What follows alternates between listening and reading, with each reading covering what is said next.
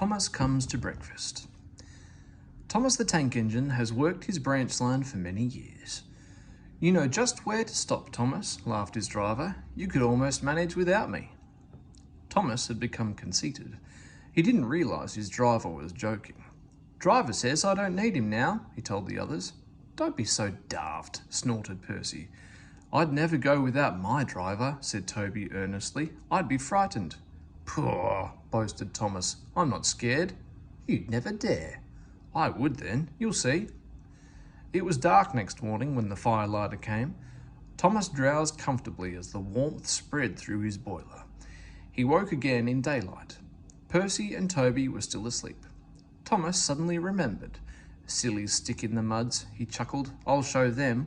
Driver hasn't come yet, so here goes." He cautiously tried first one piston, then the other. They're moving," he whispered. "I'll just go out, then I'll stop and wheesh. That'll make them jump." Very, very quietly he headed for the door. Thomas thought he was being clever, but really he was only moving because a careless cleaner had meddled with his controls. He soon found his mistake. He tried to wheesh, but he couldn't. He tried to stop, but he couldn't. He just kept rolling along. "The buffers will stop me," he thought hopefully, but that siding had no buffers. It just ended at the road. Thomas' wheels left the rails and crunched the tarmac. "Horrors!" he exclaimed and shut his eyes. He didn't dare look at what was coming next. The station master's family were having breakfast. They were eating ham and eggs.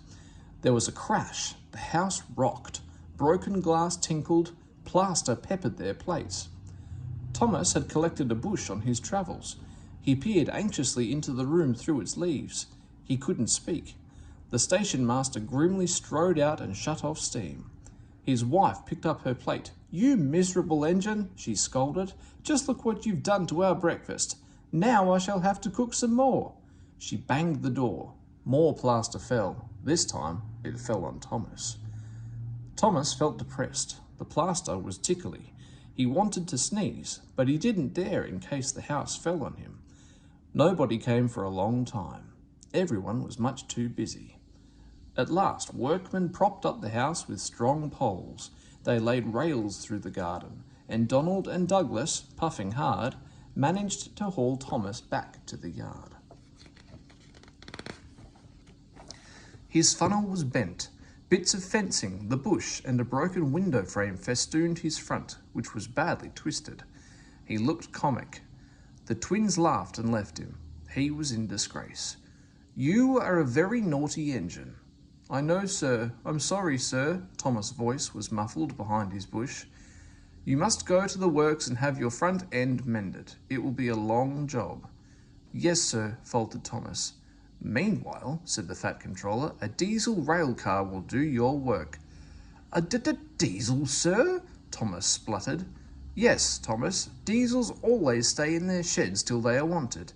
Diesels never gallivant off to breakfast in station masters' houses."